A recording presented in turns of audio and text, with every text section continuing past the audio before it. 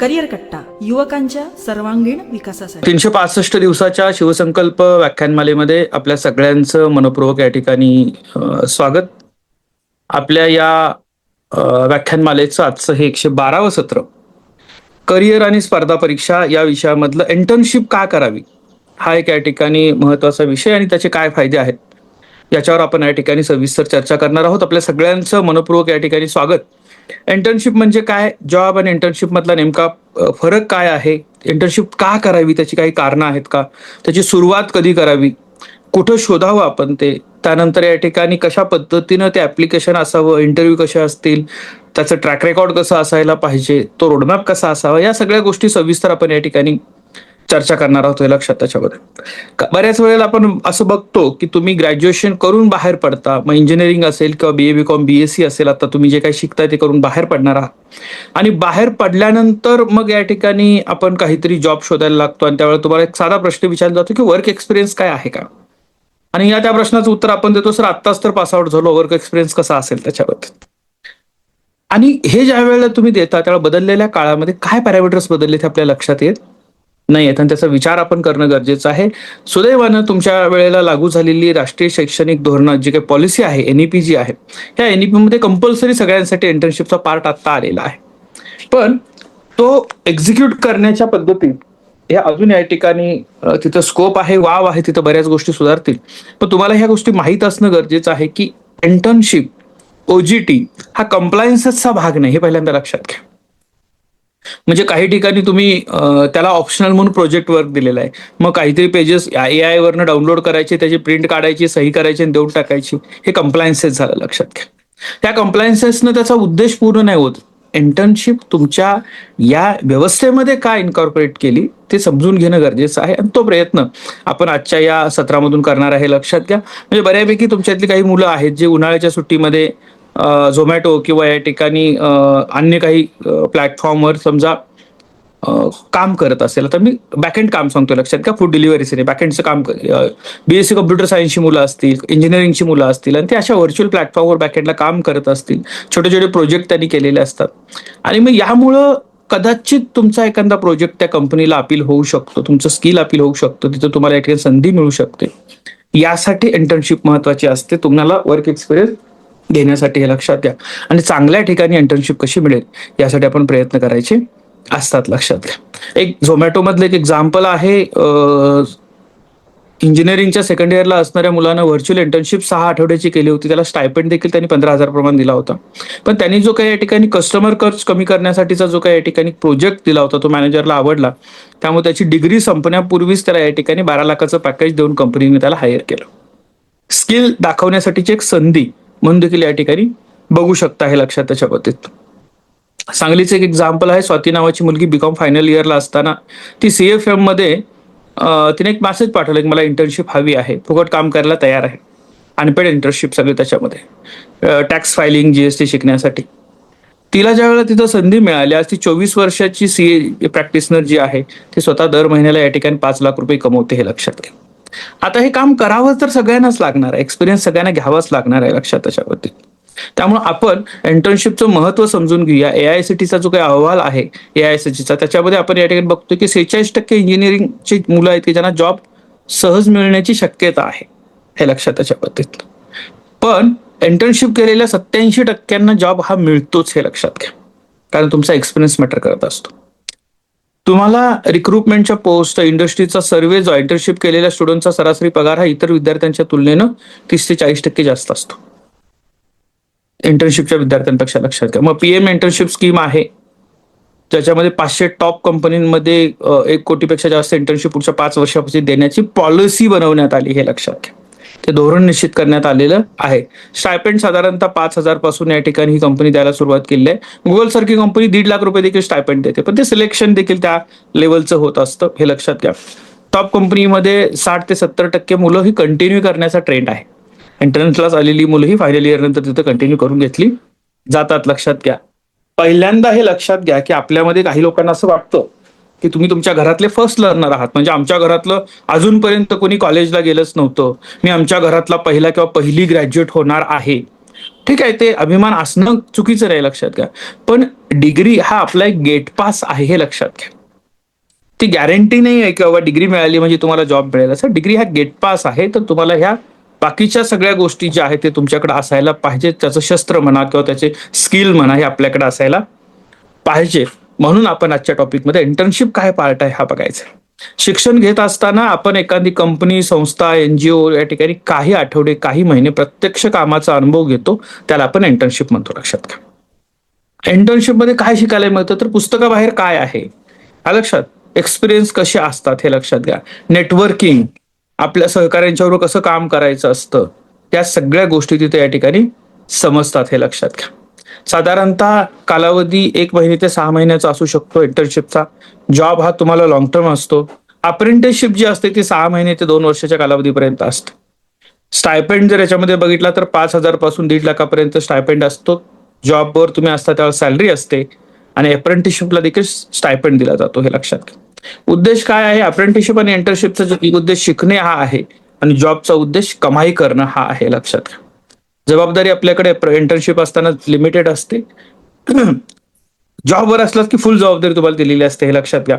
आणि अप्रेंटिसशिपला तुम्हाला या ठिकाणी थोडी जबाबदारी आणि थोडं स्किल देण्याचा प्रयत्न देखील केला जातो हे लक्षात घ्या. सर्टिफिकेट तिन्ही मध्ये मिळतं, लक्षात घ्या. अप्रेंटिसशिपमध्ये मिळतं, जॉबमध्ये तुम्हाला एक्सपिरियन्स लेटर दिला जातं आणि इंटर्नशिपमध्ये दिलं जातं. त्यामुळे या ठिकाणी इंटर्नशिप कधी करायचे? शिकत असताना करायचे.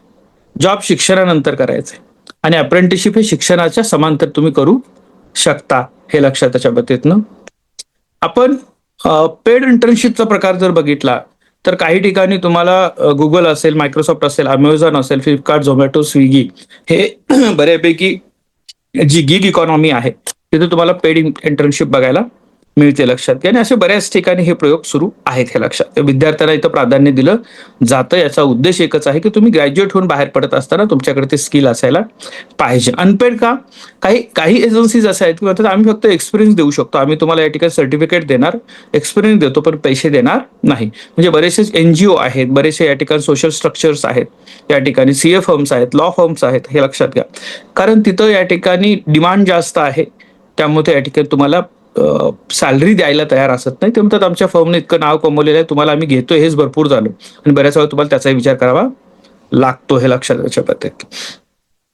सुरुवातीला एक पाऊल उचलणं, तुम्ही पुढे जाणं, शिकणं हे गरजेचं असतं, लक्षात घ्या.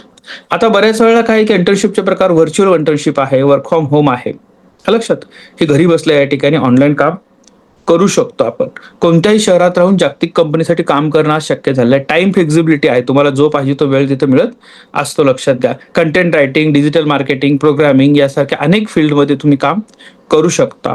ऑनसाईट इंटर्नशिप म्हणजे ऑफिसला जाणं किंवा फील्ड व्हिजिट करणं, 1 आठवड्याचा कामाचा अनुभव घेणं हे या ठिकाणी दिलेलं असतं. याच्यावर आपण ऑलरेडी यापूर्वी चर्चा केलेली आहे 97-98 सेशनला, तुम्हाला आठवत असेल हे लक्षात. त्याच्या बाबतीतनं नेटवर्किंग जास्त होण्यासाठी ऑनसाईट इंटर्नशिप ही गरजेची असते.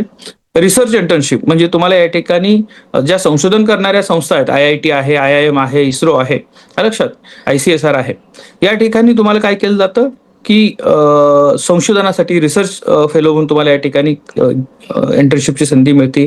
PhD साठी त्याचा एक उत्तम पाया बनत असतो, लक्षात घ्या. आणि नॅप्स स्कीम जी काय आहे अप्रेंटिसची, ती सरकार मान्य कौशल्य विकासाचा कार्यक्रम आहे ज्यात स्किल डेव्हलपमेंट आहे, स्टायपेंड आहे आणि सर्टिफिकेट आहे, लक्षात घ्या. आता महत्वाची काही कारण शोधू की का करायचं आपल्याला. एक पहिलं कारण रिअल टाइम वर्क एक्सपिरियन्स हा फार महत्वाचा असतो, लक्षात घ्या. आपण पुस्तकात जे शिकतो, आपल्या मित्रमैत्रिणींच्या सोबत जे वावरत असतो तसं प्रॅक्टिकल जगामध्ये चालत नाही. मग ते कशा पद्धतीनं चालतं, काम कसं चालतं, प्रॅक्टिस कशा आहे हे समजण्यासाठी म्हणून तुम्ही या ठिकाणी पुढे जायला पाहिजे, बाहेर पडायला पाहिजे. सगळ्याच गोष्टी कॉलेजमध्ये शिकवल्या जातात असं होत नाही. किंबहुना असं म्हणू आपण की 10 ते 15% गोष्टी कॉलेजमध्ये शिकल्यानंतर तुम्हाला 80 ते 85% गोष्टी शिकण्यासाठी इंटर्नशिप करायला पाहिजे बाहेर जाऊन. हा फरक तुम्ही समजून घेणं गरजेचं आहे. कारण तुम्ही एक्सेल कसं वापरायचं आहे, ईमेल कसं करायचं आहे, मार्केटिंग कसं करायचं आहे, मीटिंग कशी घ्यायची आहे, डेडलाईन प्रेशरवर कसं काम करायचं आहे, हा कॉलेजचा भाग नाही आहे. कॉलेज प्रिमायसेसमध्ये या गोष्टी नाही होत आपल्या. ह्या गोष्टी प्रॅक्टिकल वर्ल्ड लाईफमध्ये तुम्ही जाल, रिअल वर्ल्डमध्ये ज्यावेळी जाल त्यावेळेला तुम्हाला समजता येतील. तुम्हाला या ठिकाणी CV असेल किंवा रिझ्यूम असेल त्याच्यावरती एक एंट्री जी आहे ती फार महत्वाची असते. फ्रेशर असं लिहिण्यापेक्षा लक्षात, या कंपनीमधला 5 महिन्याचा, 6 महिन्याचा, 1 वर्षाचा एक्सपिरियन्स आहे, हे किती चांगलं असू शकतं. हे तुम्हाला महत्वाचं प्रिपरेशन आहे. एक्स्ट्रा क्वालिफिकेशन, स्किल डेव्हलपमेंट सगळ्यात महत्वाचं लक्षात घ्या की तुमचे सॉफ्ट स्किल आणि तुमचे हार्ड स्किल जे आहेत ते दोन्हीही तिथं या ठिकाणी डेव्हलप करायला संधी असते. फक्त तुम्ही हे बघायचं की तुम्ही कुठं वेळ खर्च करताय. तुमच्या स्किलला सोयीचं तुम्हाला तुमच्या लाईफस्टाईलला, तुमच्या या ठिकाणी पर्सनॅलिटीला तिथं काही शिकायला मिळतं का, वेगळ्या काही गोष्टी शिकायला मिळतात का, तर तुम्ही तिथे वेळ खर्च करू शकता. कम्युनिकेशन असेल, टाइम मॅनेजमेंट असेल, टीमवर्क असेल, या गोष्टी शिकायला मिळतील. त्या ठिकाणी आपल्याला जायचं आहे. लक्षात घ्या. करिअर डायरेक्शन आपल्याला फर्स्ट म्हणजे फिक्स होतं. आपल्याला मार्केटिंग आवडतं का, फायनान्स आवडतो, टेक्निकलमध्ये काम करू शकतो का, HR मध्ये काम करू शकतो, याचं उत्तर आपल्याला इंटर्नशिपमधनं मिळू शकतं. हे लक्षात घ्या.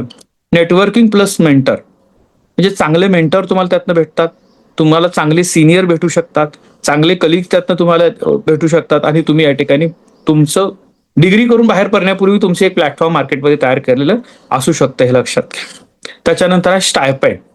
थोड्याफार प्रमाणात तुम्हाला जो काही स्टायपेंड मिळतो तो एक पहिल्या पगाराचा अनुभव असतो आणि त्यातून या ठिकाणी तुम्हाला हे लक्षात येते की आपण कमवू शकतो, कमवायला पाहिजे, आपल्या पायावर उभं राहायला पाहिजे. हे लक्षात त्याच्या बाबतीत स्वतःचा खर्च भागवता येतो, आत्मविश्वास वाढतो. लक्षात घ्या. PPU म्हणजे काय, प्री प्लेसमेंट ऑफर. बऱ्याच वेळा या ठिकाणी कंपनी काय करतात की तुम्हाला 10 लोकांना घेतलं तर तुमच्यावर त्यांचं लक्ष असतं, कोण चांगलं काम करतो, कशा पद्धतीने करत असतो, त्याच्या जबाबदारी स्वीकारण्याची तयारी कशी आहे आणि या लोकांना या ठिकाणी चांगल्या पद्धतीने लॉंग टर्म कसं कनेक्ट करता येईल असा प्रयत्न या ठिकाणी संबंधित कंपनी किंवा संस्था करत असते. त्यामुळे तुम्हाला इंटर्नशिपचे 60 ते 70% मुलंही कंटिन्यू करत असतात त्या कंपनीमध्ये. हे लक्षात त्याच्या बाबतीतनं तुमचा कॉन्फिडन्स बूस्ट होतो. म्हणजे ऑफिसमध्ये बोलणं, मीटिंगमध्ये चांगल्या पद्धतीने प्रेझेंट करणं, डेडलाईन पाळणं आलं लक्षात. त्यामुळे आपल्याला नॅचरली कॉन्फिडन्स ग्रो व्हायला या ठिकाणी मदत होते. कॉलेजमध्ये याचं क्रेडिट मिळतं, सर्टिफिकेट मिळतं, हे तर कारण आहेच, हे कंपल्शन बेसमध्ये आलं. पण दुर्दैवानं सर्टिफिकेट म्हटलं की आपल्याला दुसरं काही सुचत नाही. आपल्याला ते सर्टिफिकेट आणलं पाहिजे आणि तिथे चिकटवलं पाहिजे, म्हणजे फाईलला लावलं पाहिजे, केलं पाहिजे. हा एक ॲडिशनल पार्ट आहे. ठीक आहे, तो त्या शिकलात म्हणून सर्टिफिकेट मिळणार आहे, तिथं द्या. आता काही लोक काय करतात की कधी कधी फोन करतात, सर मला 2 क्रेडिटसाठी फक्त सर्टिफिकेट द्यायचं, मला एक पत्र द्याल का त्याच्यामध्ये, माझं नाहीतर पेपर घेत नाही सरांनी असं सांगितलेलं आहे त्याच्यामध्ये. आता समजा ते पत्र मी दिलं पण त्याला नाराज करायचं नाही म्हणून त्याच्यामध्ये, आणि त्याने ते पत्र लावलं पण तो पास झाला, त्याला डिग्री मिळाली त्याच्यामध्ये, त्याने रिझ्युमे मध्ये लिहिलं पण MITSC मध्ये मी 1 महिना इंटर्नशिप केली होती, पण त्याला प्रॅक्टिकली काही येतं का, हाही महत्वाचा भाग आहे. म्हणजे कुठून तरी पेपर मिळवणं आणि या ठिकाणी ते कंप्लायन्स करणं, यातून उद्दिष्ट साध्य होत नाही. क्रेडिट आणि सर्टिफिकेट हे कॉलेजसाठी लागतंच, हे लक्षात त्याच्या बाबतीतनं. त्यामुळे तुम्हाला ते का घेतलं जातं त्याचा उद्देश समजून घेणं गरजेचं आहे. स्टार्टअपमध्ये तुम्हाला इंटर्नशिप फार महत्वाची येते. स्टार्टअप म्हणजे स्वतःची इंडस्ट्री तुम्ही चालू करताय. ती स्वतःची इंडस्ट्री चालू करण्यापूर्वी आपण या ठिकाणी कशा पद्धतीनं पुढे जात आहोत, कशा पद्धतीनं स्वतःला घडवतोय, कशा पद्धतीने या ठिकाणी जबाबदाऱ्या आत्ताच्या इंटर्नशिपच्या प्रोजेक्टमध्ये मी पूर्ण करू शकलो, तो आत्मविश्वास तुम्हाला तुमच्या स्टार्टअपमध्ये या ठिकाणी मदत करणार आहे. हे लक्षात घ्या. तुम्हाला या ठिकाणी इथून काही आयडिया देखील चांगल्या पद्धतीने मिळू शकतात. इंटर्नशिप कधी सुरू करावी हा देखील एक महत्वाचा भाग आहे, लक्षात घ्या. कारण काय असतं की तुम्हाला साधारणतः 11-12वी पासून या ठिकाणी इंटर्नशिप चालू करायची, करू शकता, करतात. लक्षात तुम्हाला सर आम्हाला माहितीच आता या वर्षापासून व्हायला किंवा गेल्या वर्षीपासून व्हायला लागले, NEP आल्यापासून समजायला लागले, तर मग कसं त्याच्यामध्ये. तुम्हाला जसं आता समजायला लागले, मी पुन्हा पुन्हा सांगतोय, तुमच्या पाठीमागची पिढी तुमच्यापेक्षा 5 वर्ष पुढे आहे आणि ती खरोखर तुम्हाला खाऊन टाकेल इतकी त्या ठिकाणी चांगल्या पद्धतीने तयार व्हायला लागलेली आहे. तुम्हाला ते अलर्ट आहोत. 11वी-12वीच्या मुलांना या ठिकाणी अशा छोट्या छोट्या कामांमधनं, जिथं या ठिकाणी व्हर्च्युअल इंटर्नशिप करण्यामधनं, सोशल वर्क, NGOच्या माध्यमातून काम करू शकतं, कंटेंट रायटिंग, सोशल मीडिया इथं करू शकतात. हे लक्षात घ्या. चांगल्या प्लॅटफॉर्मवर या ठिकाणी तुम्हाला त्याची संधी मिळू शकते. लिंक्डइन सारख्या प्लॅटफॉर्मवर याची सर्च केला तर माहिती मिळते. ग्रॅज्युएशनला तुम्ही आलात ना फर्स्ट इयर, तर फर्स्ट इयर पासून असं काही ना काही तर शोधायला सुरुवात करा. ही गरज आहे, लक्षात त्याच्यामध्ये. सेकंड इयरला तुम्हाला अजून थोडासा चांगला वेळ मिळू शकतो. थर्ड इयरला तर तुम्हाला करावंच लागणार आहे, हे लक्षात त्याच्याबाबतीत. कारण का की प्रत्येक म्हणजे असं नाही की आपण याचा विचार नका करू की मला पूर्ण डिग्रीच्या कालावधीमध्ये एकदा OJT का इंटर्नशिप केली की माझं काम संपलं. कंप्लायन्सेस कडे बघू नका मित्रांनो.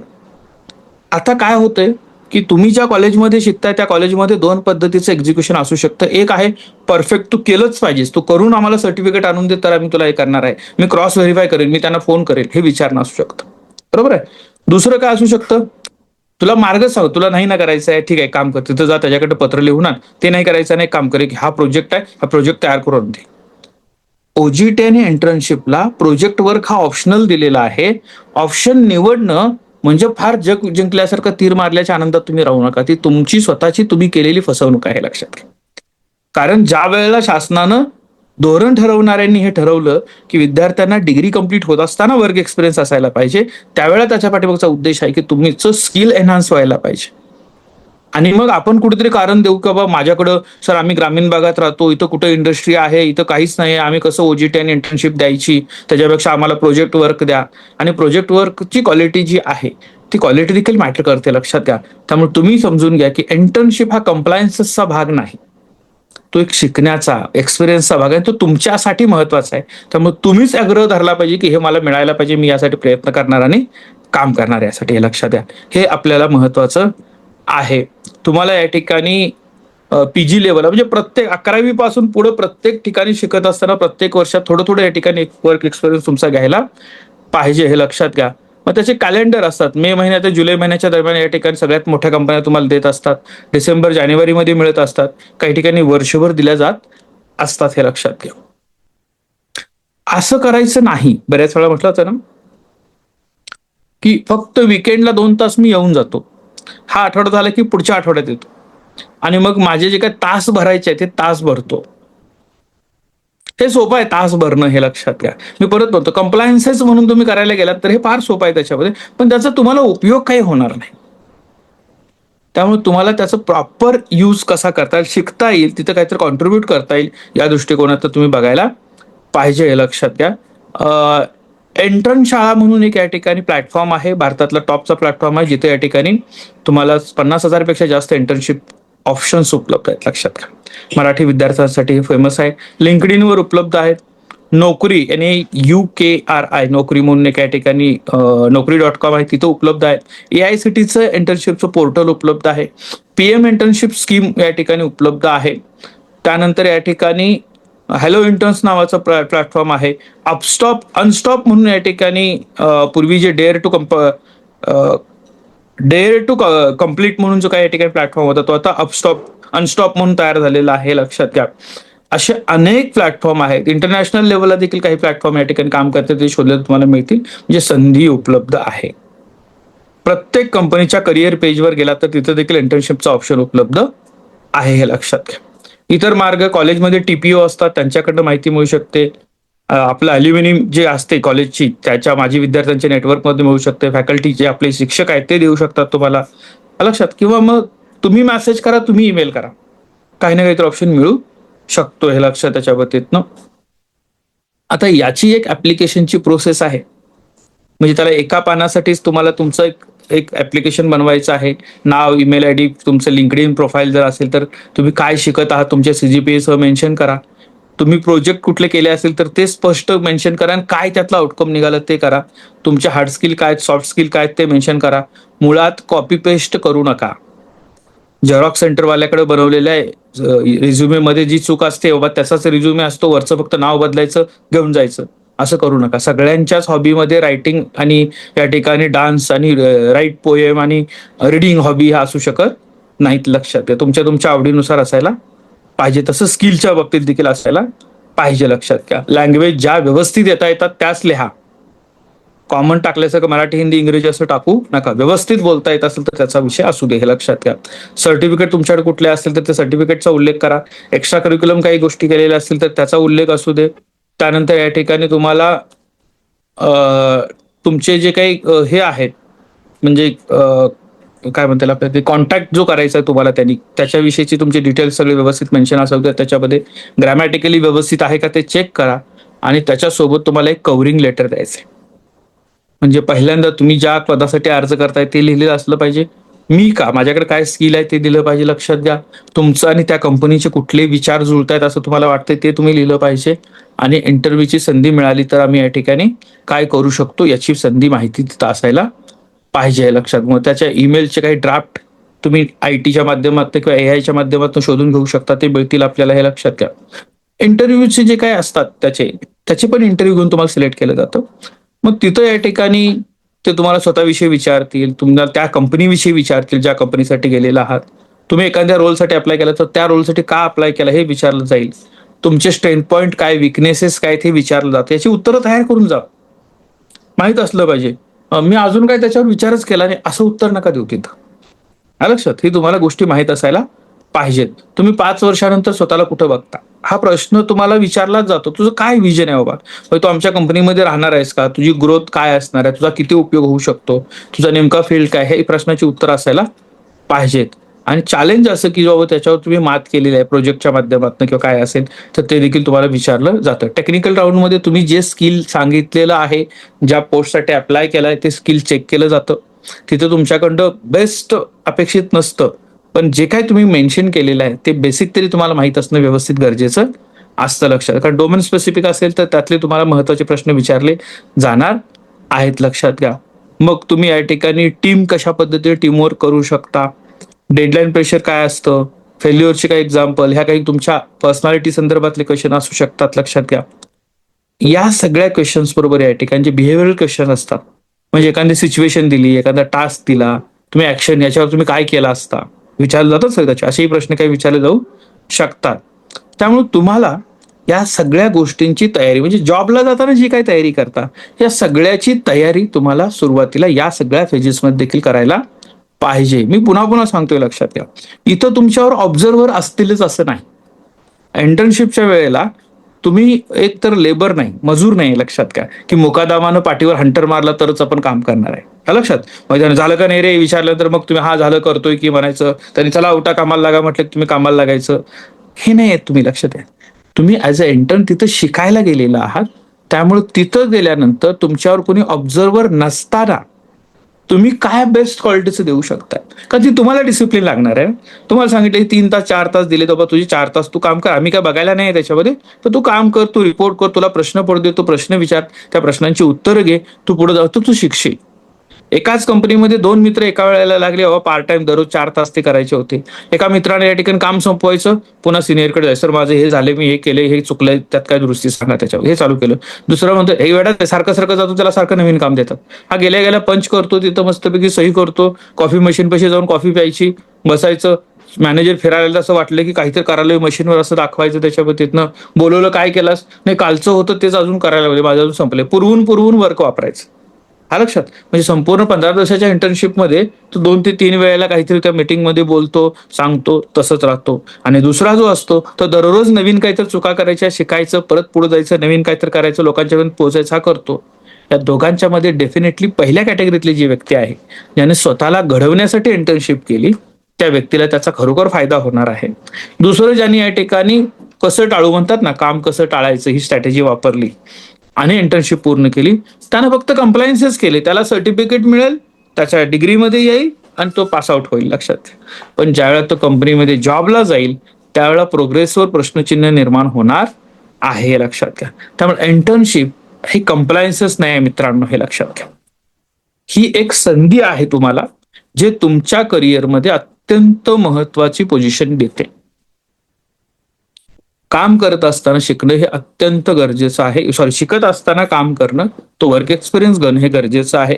त्यामुळे मी त्या विद्यार्थ्यांच्या बाबतीत सांगेन की ज्यांना असं वाटतंय की मला माझ्या घरची आर्थिक परिस्थिती नसल्यामुळं कॉलेजमध्ये जात देखील पार्ट टाइम जॉब करावा लागतो, तर त्यांनी स्वतःला फार नशीबवान समजा की तुम्हाला ती संधी मिळालेली आहे.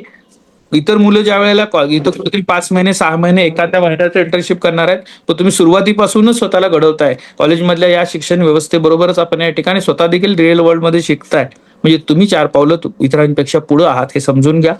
तुम्ही आजूबाजूची परिस्थिती ओळखा, होणारे बदल पॉझिटिव्हली घ्या. राष्ट्रीय शैक्षणिक धोरणांमध्ये जो समावेश केलेला आहे इंटर्नशिप आणि ओजीटीचा, त्याचं महत्वाचं कारण काय आहे, तर तुम्हाला रिअल वर्ल्डमध्ये चालणाऱ्या कामाची माहिती मिळायला हवी, म्हणजे तुम्ही ग्रॅज्युएशन नंतर कुठेतरी टिकू शकणार आहात. हा महत्वाचा भाग असू दे, हे माहीत असणं गरजेचं आहे. लक्षात द्या, करिअरमध्ये इंटर्नशिप या कन्सेप्टला आता फार महत्व प्राप्त झालेलं आहे. तुमच्या अगोदरची पिढी जी बाहेर पडली त्यांनी कदाचित आर्ट्स कॉमर्स सायन्समध्ये हा शब्दच ऐकला नव्हता. इंजिनिअरिंगमध्ये हा शब्द होता, आर्ट्स कॉमर्स सायन्समध्ये हा शब्दच ऐकला. म्हणजे आता जर तुम्ही तुमच्या वडिलांना जर म्हटलं की असं आम्हाला इंटर्नशिप आणि ओजीटी आहे सगळं त्याच्यामध्ये, होतं काय आर्ट्स कॉमर्स वाले कुठे जातील सर करायला, तिथं कुठं लागू असतं का, तिथं कसं करतील ते सगळं त्याच्यामध्ये, असं म्हटलं जाऊ शकतं. तर त्याचं आश्चर्य बघतात, ह्या गोष्टी असतात, हे लक्षात त्याच्यामध्ये. तर आज उपस्थित सगळ्यांचं मनपूर्वक या ठिकाणी आभार. आणि आपण सगळ्यांनी इंटर्नशिपच्या बाबतीमध्ये स्वतःचं स्किल, स्वतःचे या ठिकाणी विकनेसेस, कुठल्या क्षेत्रात जायचं आहे, पुढे 5 वर्ष तुम्ही स्वतःला कुठे बघताय, या सगळ्याचा विचार करून चांगल्या पद्धतीने या ठिकाणी स्वतःला घडवा आणि या संधीचा फायदा घ्या, अशी एक आपल्या सगळ्यांसाठी आवाहन करतोय आणि आजचं सत्र संपलं असं जाहीर करतो. धन्यवाद.